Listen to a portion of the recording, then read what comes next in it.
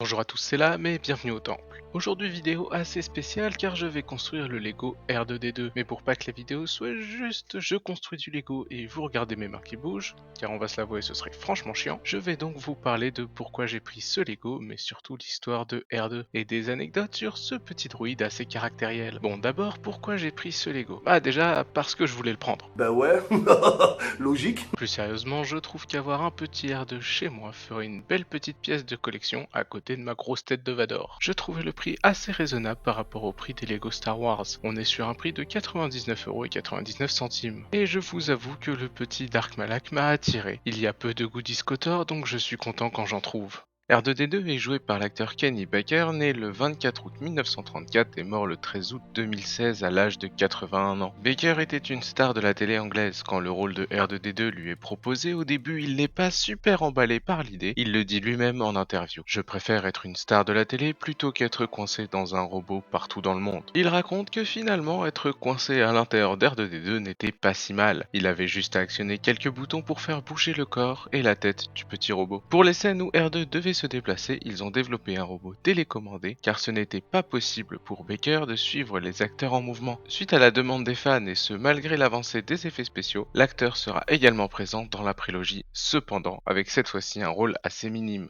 Maintenant reprenons sur l'histoire d'R2D2. R2D2 est un astromécano d'1,09 m. Les astromécanos sont les droïdes chargés principalement de la réparation des vaisseaux. C'est d'ailleurs de cette façon qu'il s'illustra en réparant le vaisseau de la princesse Amidala endommagé lors de la fuite de cette dernière de Naboo suite au blocus de la Fédération du Commerce. R2 aura un rôle assez important durant toute l'histoire de Star Wars. Il est souvent utilisé pour lancer l'intrigue, comme dans Un Nouvel Espoir par exemple où c'est lui qui détient les plans de l'Étoile de la Mort, ou encore dans la postlogie où c'est R2 qui détient la quasi-totalité de la carte permettant de retrouver Luke Skywalker, sans compter tous les petits rôles de piratage. En gros, R2 reprend le rôle du geek dans le fauteuil. Je peux être ton geek dans le fauteuil? Quoi? Tu sais, il y a toujours un geek. Avec des écouteurs qui dit à l'autre où il doit aller. Genre, si t'es coincé dans un bâtiment en feu, eh ben je te dirais où aller vu que j'aurais des écrans partout autour de moi. Et j'irai de l'un à l'autre, puisque je serai ton geek dans le fauteuil. Ned, j'ai pas besoin d'un geek dans le fauteuil. Mais sans fauteuil, et en étant sur les lieux de l'action. Bon bah ça a rien à voir du coup. It's all true. R2D2 est vraiment l'un des personnages les plus importants et emblématiques de Star Wars, d'où son apparition plus que fréquente dans l'univers étendu. Il est également important de noter qu'R2D2 est le seul personnage encore vivant qui connaît l'intrigue complète de la saga, vu que C3PO s'est fait effacer la mémoire à la fin de la revanche des Sith. Autre fait intéressant, certains croquis qui devaient être utilisés pour le design de R2D2 ont été gardés et réutilisés pour le design de Chopper dans la série Star Wars Rebels.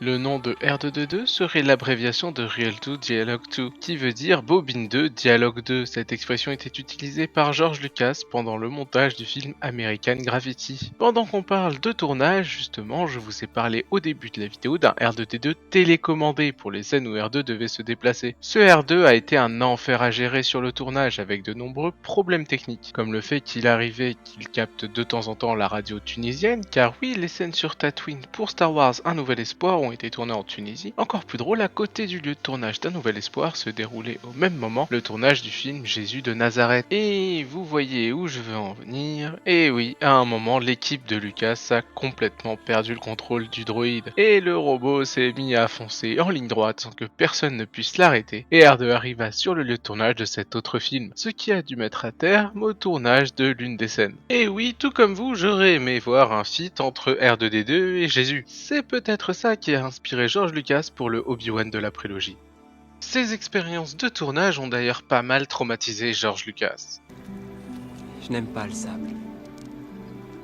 Il est grossier, agressif, irritant. Il s'insinue partout. Pendant que je suis en train de finir de construire le Lego et que l'on commence à voir la place qu'il va prendre, justement, ce Lego mesure 26 cm de haut et 16 cm de large. Et non, je ne ferai aucune blague déplacée sur ce sujet. Nous avons également un petit R2 et une petite plaquette contenant quelques informations essentielles sur le droïde, comme justement sa taille réelle, sa manufacture, son modèle, etc. Et forcément le magnifique petit Dark Malak que j'apprécie énormément, avec son petit socle pour le maître célébrant les 25 ans de Lego Star Wars. Voilà donc pour cette vidéo, j'espère qu'elle vous aura plu. En tout cas, moi j'ai adoré monter le Lego et faire ces petites recherches sur R2. Sur ce, moi je vous laisse avec le résultat et n'oubliez pas que la force soit avec vous.